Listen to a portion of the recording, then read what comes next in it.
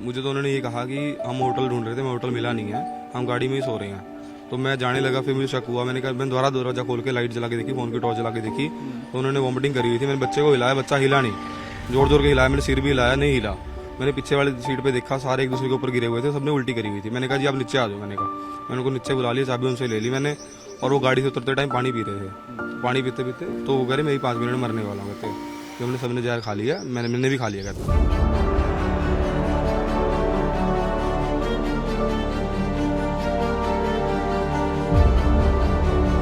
हरियाणा के पंचकुला से एक दिल दहला देने वाला मामला सामने आया है। यहाँ एक ही परिवार के 7 लोगों ने कथित तौर पर जहर खाकर जान दे दी। मृतकों में पति पत्नी, उनके 3 बच्चे और 2 बुजुर्ग सदस्य शामिल हैं। पुलिस के मुताबिक घटना सोमवार रात करीब 11 बजे सेक्टर 27 में सामने आई, जब एक कार से सभी के शव बरामद किए गए। कार उत्तराखंड के देहरादून नंबर की पाई गई। सूचना मिलते ही पुलिस मौके पर पहुंची और कार में मौजूद सभी लोगों को अस्पताल ले जाया गया। अस्पताल में 6 को मृत घोषित किया गया, जबकि एक सदस्य की हालत गंभीर बताई गई थी। इलाज के दौरान उसकी भी मौत हो गई। पुलिस के मुताबिक मृतकों में 2 की पहचान प्रवीण मित्तल और उनके पिता देशराज मित्तल के रूप में हुई है। शुरुआती जांच में सामने आया है कि परिवार भारी कर्ज से परेशान था, जिसके चलते उन्होंने ये गलत कदम उठाया।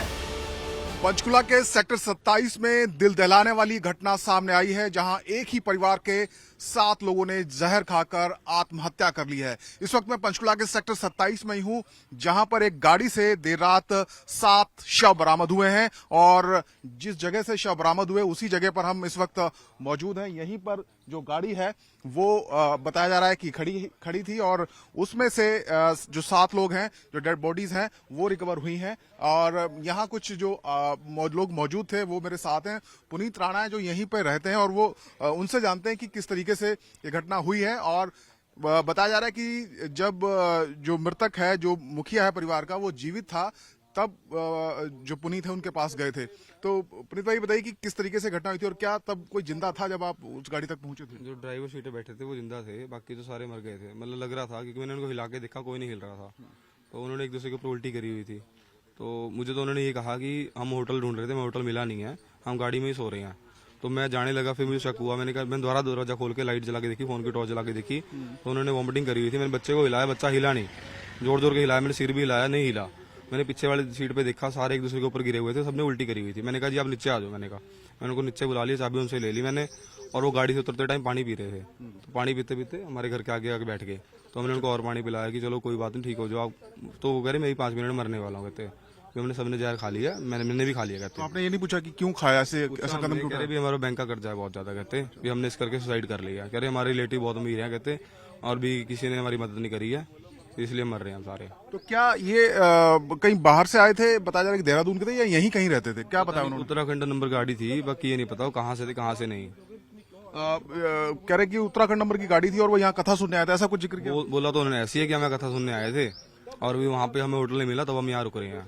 तो क्या लग रहा था उन्होंने कुछ खाया था या कुछ किस तरीके से जहर कंज्यूम किया था, कहाँ किया था, कुछ बताया उन्होंने? नहीं, वो उन्होंने बताया कि हमने जहर खाया, बस उन्होंने यही बताया कि हमने खा लिया है। गाड़ी के शीशे तौलिए से कवर किए हुए थे? तौलिए से कवर कर रखे थे उन्होंने, तभी हमें शक हुआ है कि उन्होंने तौलिए से कवर क्यों करें, यहाँ गाड़ी हमारे घर के पास गाड़ी क्यों खड़ी है। मैंने तो उन्हें कह दिया, मैं कहाँ से गाड़ी आप हटा लो, मार्केट में लगा लो। तो वो कहते कि ठीक है। फिर मेरे को जब शक हुआ, मैंने कहा रुक जाओ भैया 1 मिनट, मैंने उनको रोक लिया। तो रुकने के बाद मैंने चाबी मांग ली उनसे, मैंने कहा चाबी दे दो आप, कि मुझे भाग ना जाए कहीं। तो उन्होंने कहा कि मैं ही मरने वाला हूँ, कहते हैं। जो गाड़ी कौन चला रहा था, जो मृतक? ड्राइवर सीट पे, वहाँ जो जिंदा था वही था ड्राइवर सीट पे, मेन तो वही था जी, आदमी तो वही था। आप बता सकते कहाँ पे एग्जैक्टली गाड़ी खड़ी थी? बिल्कुल यहीं पे खड़ी थी।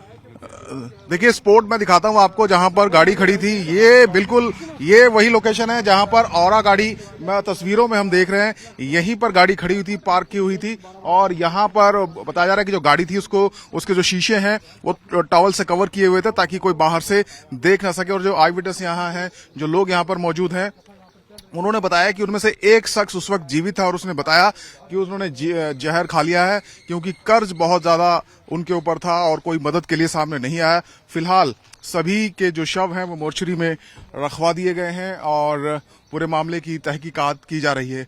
कब आए थे लोग, कहां से आए थे, इसकी जानकारी अभी, हालांकि जो शुरुआती जानकारी वो ये कि देहरादून के रहने वाले हैं और यहाँ जो कथावाचक हैं बाबा बागेश्वर धीरेन्द्र शास्त्री, उनके कथा का आयोजन चल रहा है, वहां पर वो आए थे और यहां से लौटते वक्त उन्होंने जहर खाकर गाड़ी में आत्महत्या कर ली।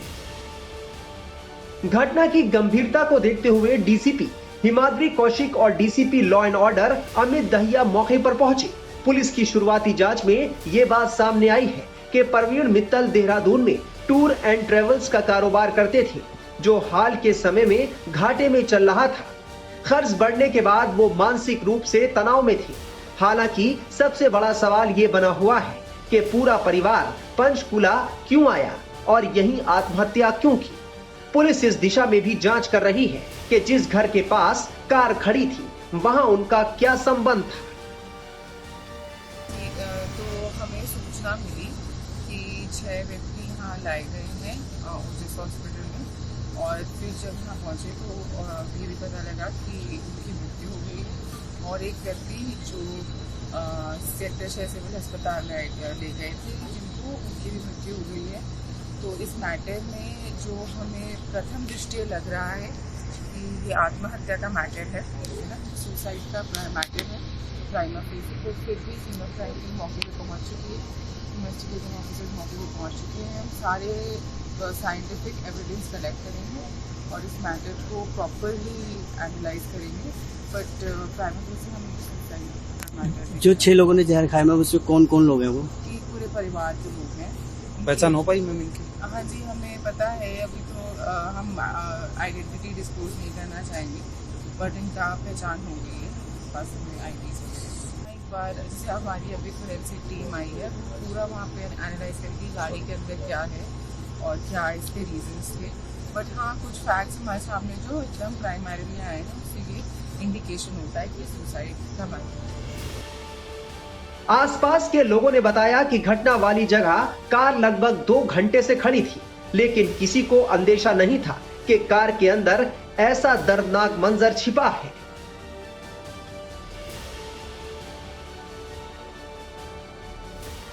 तो मुझे तो उन्होंने ये कहा कि हम होटल ढूंढ रहे थे, मैं होटल मिला नहीं है, हम गाड़ी में ही सो रहे हैं। तो मैं जाने लगा, फिर मुझे शक हुआ। मैंने कहा, मैंने दोबारा दरवाजा खोल के लाइट जला के देखी, फोन की टॉर्च जला के देखी, तो उन्होंने वॉमिटिंग करी हुई थी। मैंने बच्चे को हिलाया, बच्चा हिला नहीं, जोर जोर के हिलाया, मैंने सिर भी हिलाया, नहीं हिला। मैंने पीछे वाले सीट पे देखा, सारे एक दूसरे के ऊपर गिरे हुए थे, सबने उल्टी करी हुई थी। मैंने कहा जी आप नीचे आ जाओ। मैंने उनको नीचे बुला लिया, चाबी उनसे ले ली मैंने, और वो गाड़ी से उतरते टाइम पानी पी रहे थे। पानी पीते पीते तो वो कह रहे मैं 5 मिनट में मरने वाला हूँ, कहते हमने सबने जहर खा लिया, मैंने भी खा लिया कहते।